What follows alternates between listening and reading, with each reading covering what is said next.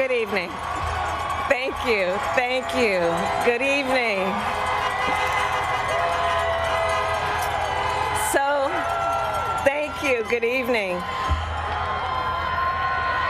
So, Congressman John Lewis, before his passing, wrote, "Democracy is not a state, it is an act." And what he meant was that America's democracy is not guaranteed. It is only as strong as our willingness to fight for it.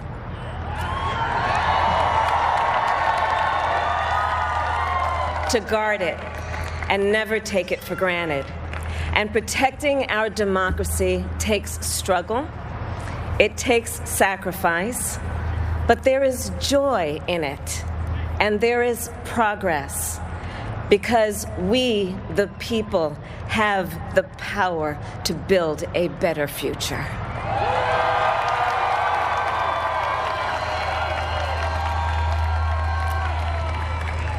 And when our very democracy was on the ballot in this election, with the very soul of America at stake, and the world watching, you ushered in a new day for America.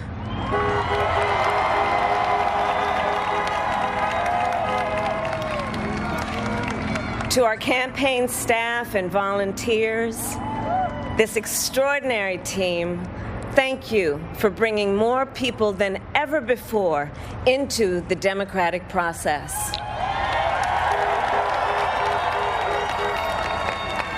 And for making this victory possible. To the poll workers and election officials across our country who have worked tirelessly to make sure every vote is counted, our nation owes you a debt of gratitude.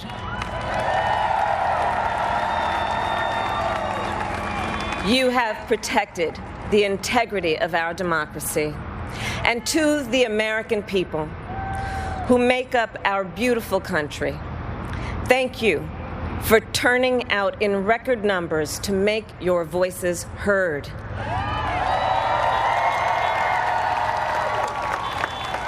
And I know times have been challenging, especially the last several months. The grief, sorrow, and pain, the worries and the struggles. But we have also witnessed your courage, your resilience, and the generosity of your spirit. For 4 years, you marched and organized for equality and justice, for our lives and for our planet. And then you voted.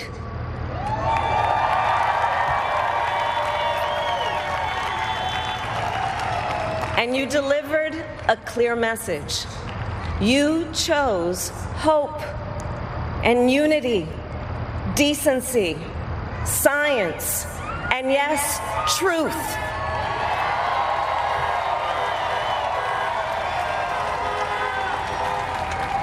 You chose Joe Biden as the next president of the United States of America.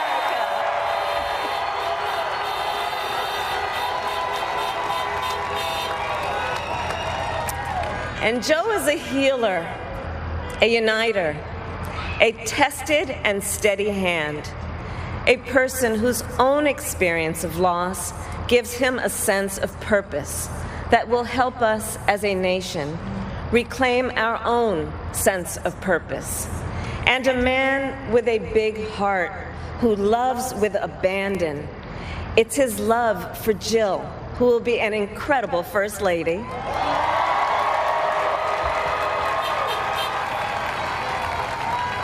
It's his love for Hunter and Ashley and his grandchildren and the entire Biden family.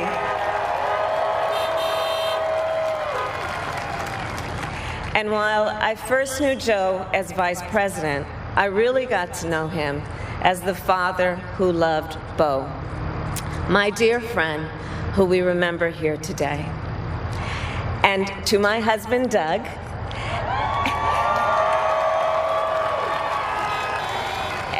children, Cole and Ella, and my sister Maya, and our whole family. I love you all more than I can ever express.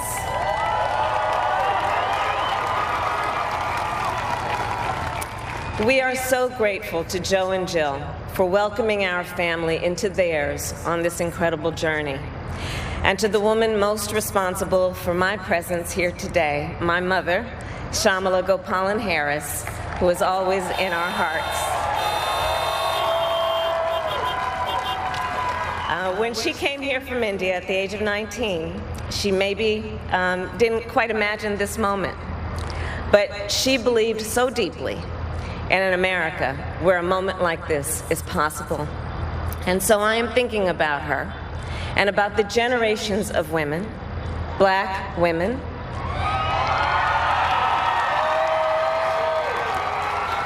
Asian, white, Latina, Native American women, who throughout our nation's history have paved the way for this moment tonight. Women who fought and sacrificed so much for equality and liberty and justice for all, including the Black women who are often, too often, overlooked, but so often prove they are the backbone of our democracy.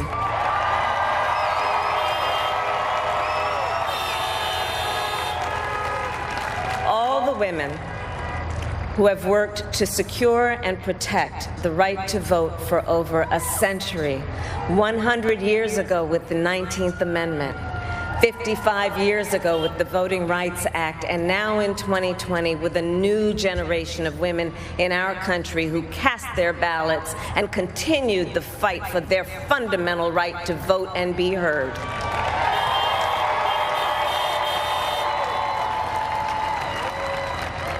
Tonight I reflect on their struggle, their determination, and the strength of their vision to see what can be unburdened by what has been. And I stand on their shoulders. And what a testament it is to Joe's character that he had the audacity to break one of the most substantial barriers that exists in our country and select a woman as his vice president.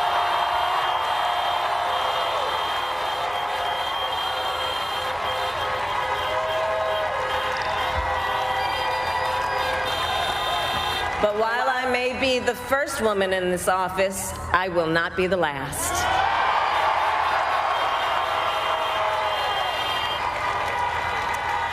Because every little girl watching tonight sees that this is a country of possibilities. And to the children of our country, regardless of your gender, our country has sent you a clear message. Dream with ambition, lead with conviction, and see yourselves in a way that others may not, simply because they've never seen it before. But know that we will applaud you every step of the way.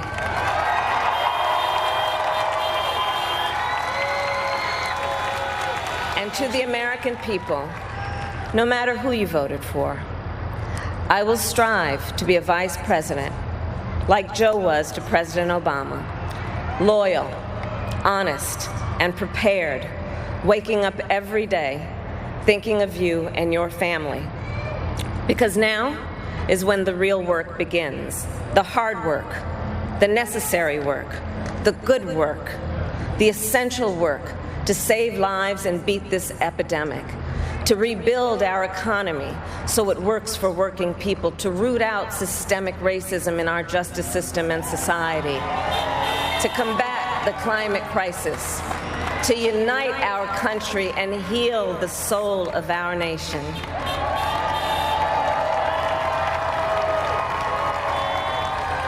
And the road ahead will not be easy, but America is ready. And so are Joe and I.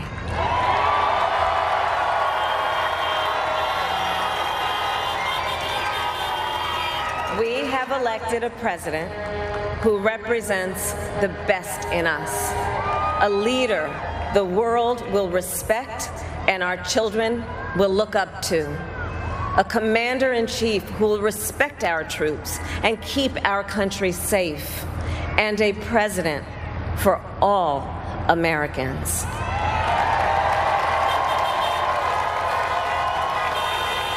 And it is now my great honor to introduce the President-elect of the United States.